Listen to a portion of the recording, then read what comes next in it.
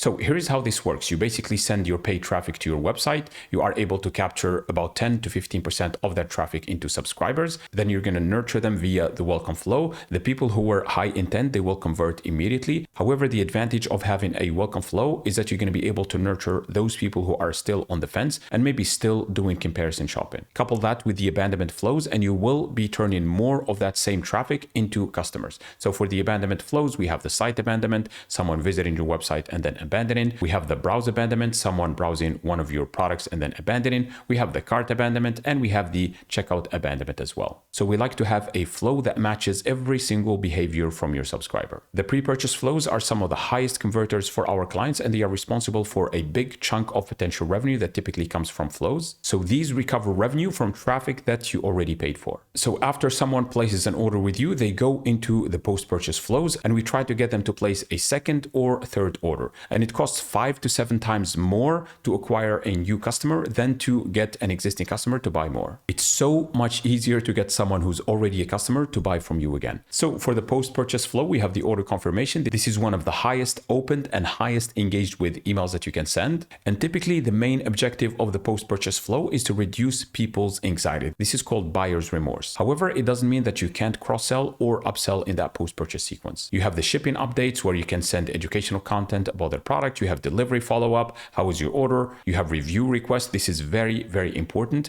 because we use social proof in about 60 to 70% of the emails we send for our clients. It's very, very powerful. And you have replenishment reminders if you're selling a replenishable product and win-back sequences as well. So the objective of the post-purchase flows is to increase the immediate customer lifetime value and get those first-time customers to buy a second and third time. Then you have the loyalty flows, and this is where the magic happens. So this is actually how you maximize the value of each customer by getting them to come back, maybe place a fourth order, a fifth order, or maybe even getting them into a subscription if your store offers that. So you have the VIP early access to new products, exclusive offers for top spenders, birthday and anniversary flows, replenishment reminders come here as well if people are not subscribed to your products, and you have your referral program, your affiliate program, or loyalty program if you're using an app for that. So again, zero extra ad spend, but much more profitability. For our clients, we get about 50+% of the total revenue we generate from email and SMS through these automations. So you can see in the first example here, we helped this client get to 57.52%